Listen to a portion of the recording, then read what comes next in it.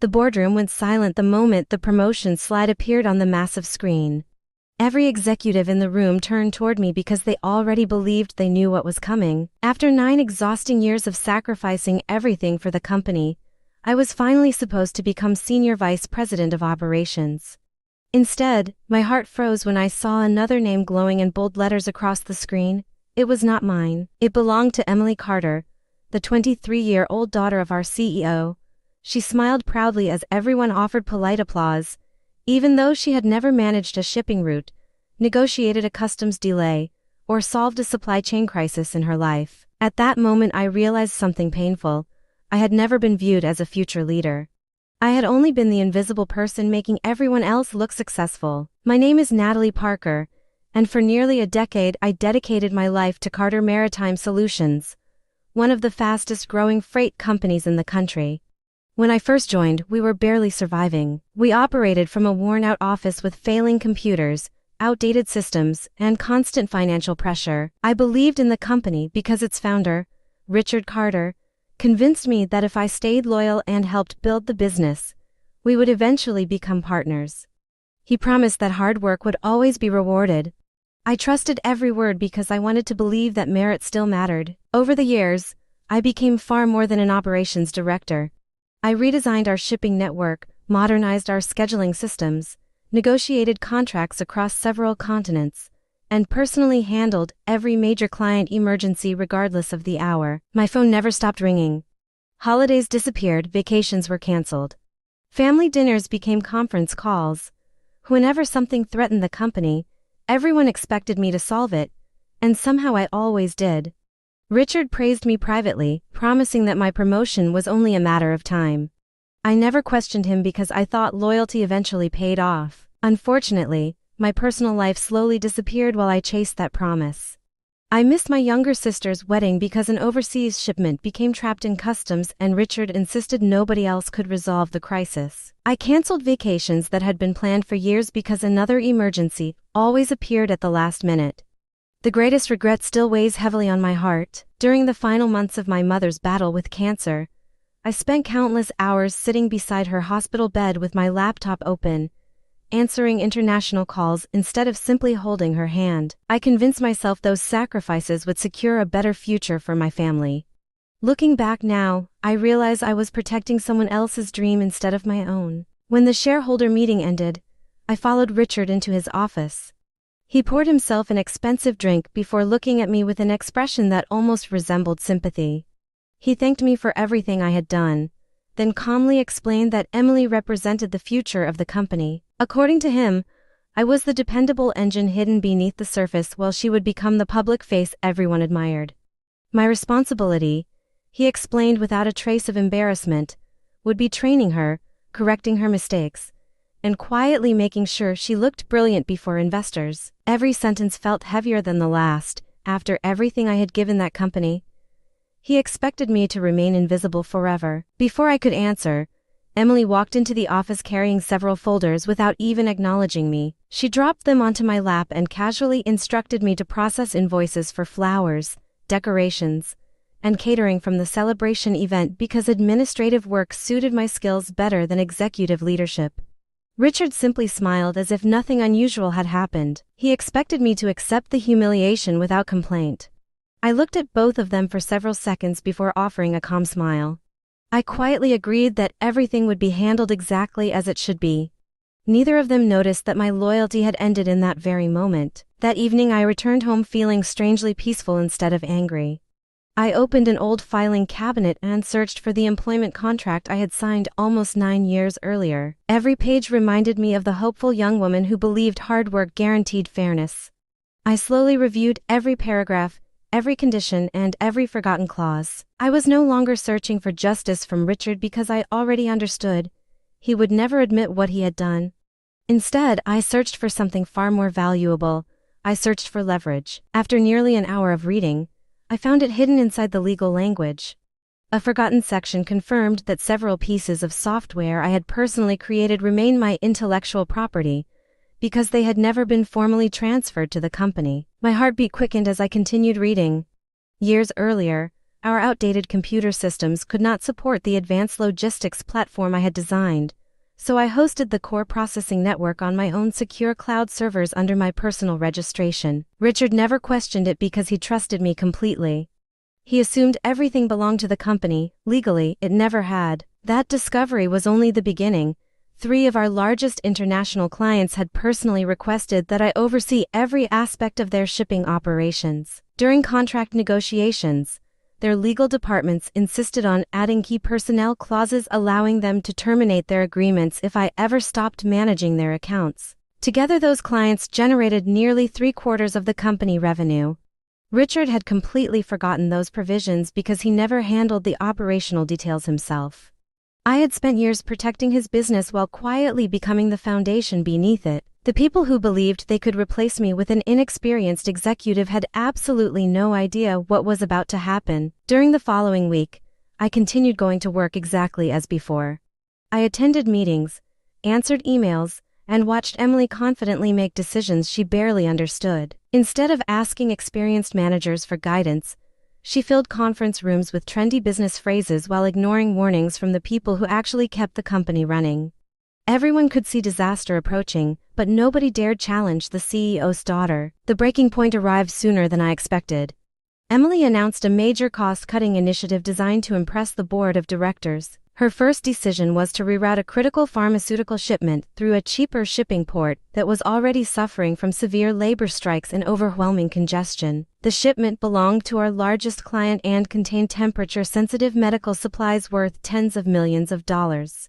I immediately opened my laptop, displayed live shipping reports, and calmly explained exactly what would happen if she approved the change. I showed everyone the container backlog, the labor dispute, and the estimated delays.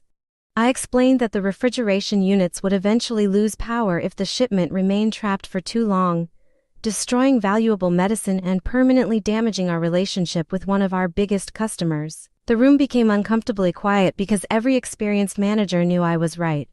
Emily barely glanced at the information before dismissing it with a confident smile. She laughed and told everyone that my thinking belonged to another generation. According to her, modern executives made bold decisions instead of hiding behind data and caution. Richard sat silently at the head of the table, giving his daughter an approving nod instead of correcting her mistake.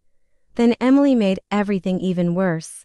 She publicly removed my system administrator privileges, reduced my access to read-only status, and informed the room that my quarterly performance bonus had been canceled to help pay for her new executive branding team. I did not argue. I simply closed my laptop, thanked everyone for their time, and walked back to my office. As I packed a few personal belongings into a small leather bag, I realized I felt something I had not experienced in years: freedom. I no longer carried the responsibility of protecting people who refused to value my work. Before leaving the building that evening, I made one important phone call. The person who answered was Victoria Hayes, the CEO of Harbor Point Logistics, our biggest competitor.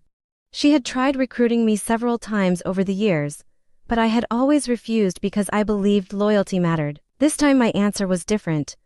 We met that evening over dinner, and within hours she offered me a senior executive partnership, a generous ownership stake, complete authority over global operations, and double my current salary. For the first time in years, I felt genuinely respected. The next morning I met with one of the best employment attorneys in the state. After reviewing my employment contract and the paperwork showing my canceled bonus, he smiled confidently. He explained that the company had violated my contract first by withholding earned compensation. That single decision legally destroyed the non-compete agreement Richard believed would keep me trapped. I was completely free to join any competitor immediately. Better yet, every document confirmed that the routing platform I had personally developed remained my intellectual property. That weekend I logged into my private cloud server from home. I did not delete files or damage company systems. I simply ended the free software license I had generously allowed Carter Maritime Solutions to use for years. Then I wrote a short professional resignation email explaining that I was leaving because the company had violated my employment agreement. I sent the message late Sunday night, powered off my company phone, and enjoyed the first peaceful evening I had experienced in nearly a decade. Monday morning began like every other workday for my former coworkers. At exactly 9 o'clock, the software license expired. Instantly, the advanced routing platform stopped functioning because it no longer had authorization to operate. Across offices around the world, shipment dashboards froze, automated scheduling disappeared, and employees were forced back onto outdated manual systems that almost nobody knew how to use anymore. Panic spread through every department within minutes. Only 15 minutes later, Emily's disastrous shipping decision produced exactly the outcome I had predicted.